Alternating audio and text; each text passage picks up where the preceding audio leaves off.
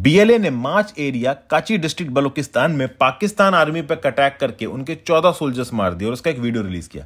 अब आज की डेट में कौन सी वीडियो और न्यूज जेन्युइन है, कौन सी फेक, ये जानना मुश्किल है, बट ये न्यूज न्यूमरस मीडिया चैनल्स द्वारा कवर की जा रही है।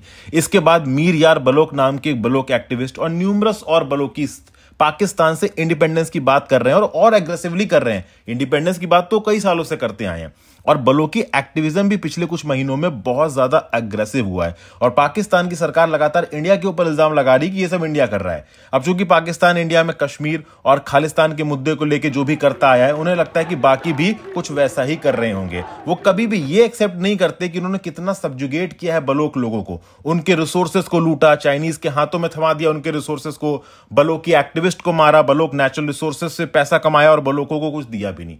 तो अब बलोच यूनाइटेड नेशंस को गुहार लगा रहे हैं कि हमें एज अ कंट्री रिकॉग्नाइज करो, दिल्ली में बलोच एम्बेसी होनी चाहिए वगैरह वगैरह। अब इंडिया के बलोच सपोर्ट की बात करें तो इंडिया ने कभी भी बलोचीज को वेपन्स या एज अ कंट्री रिकॉग्नाइज करने वाला सपोर्ट किया ही नहीं। इनफैक्ट इंडिया किसी भी फॉर्म में वायलेंस को सपोर्ट नहीं करता, फिर चाहे बीएलए का पाकिस्तान आर्मी पर अटैक ही क्यों ना हो। इंडिया से जो भी प्रो बलूचिस्तान वॉइसेस हैं वो वहां के ह्यूमन राइट एब्यूजेस को क्रिटिसाइज करती हैं और इंडिया अगर हिस्ट्री से कुछ भी सीखेगा तो कभी भी बलूचिस्तान को सीधे सीधे मिलिटरीली सपोर्ट नहीं करेगा।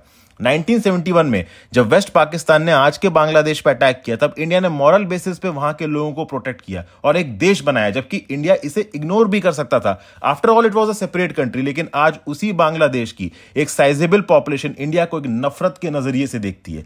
तो आज अगर इंडिया बलूचिस्तान में बिलियंस ऑफ डॉलर्स इन्वेस्ट करके उसे पाकिस्तान से आजादी दिला भी दे तो भी उससे पाकिस्तान हो सकता है थोड़ा कमजोर हो जाए, इंडिया को एक शॉर्ट टर्म जियोपॉलिटिकल गेन मिल जाए, बट इंडिया को कोई permanent long term economic benefit नहीं होगा। इंडिया की मेंटालिटी नियर टर्म में दुनिया की थर्ड लार्जेस्ट इकोनॉमी बनने की है। दुनिया की पहली 3 इकोनॉमीज में एक नाम भारत का होगा और मैं नॉमिनल बेसिस पे इकोनॉमी की बात कर रहा हूं और वो किसी दूसरी कंट्री को नीचे गिरा के नहीं होगा, जबकि पाकिस्तान की पूरी स्टैब्लिशमेंट एंटी इंडिया सेंटीमेंट पे चलती है। चूंकि पाकिस्तान की आर्मी लाइन ऑफ कंट्रोल पे सीज फायर वॉयलेशंस कर रही है, इंडिया पे अटैक करने में लगी हुई है, तो उनके खुद के बलोच लोग उन पर अटैक कर रहे हैं। अपने लोगों की प्रॉब्लम सॉल्व करने की बजाय इंडिया पे इल्जाम डालने से ज्यादा कुछ अचीव होने वाला है नहीं। लेकिन इंडिया के साथ पाकिस्तान की शॉर्ट टर्म टसल उसके कमजोर सेक्टेरियन फिजर्स को जरूर पॉइंट आउट कर देगी, जिसमें बलोच इंडिपेंडेंस एजेंडा टॉप पे है। तो आपकी इस टॉपिक के बारे में क्या राय है, नीचे कमेंट बॉक्स में जरूर बताइएगा।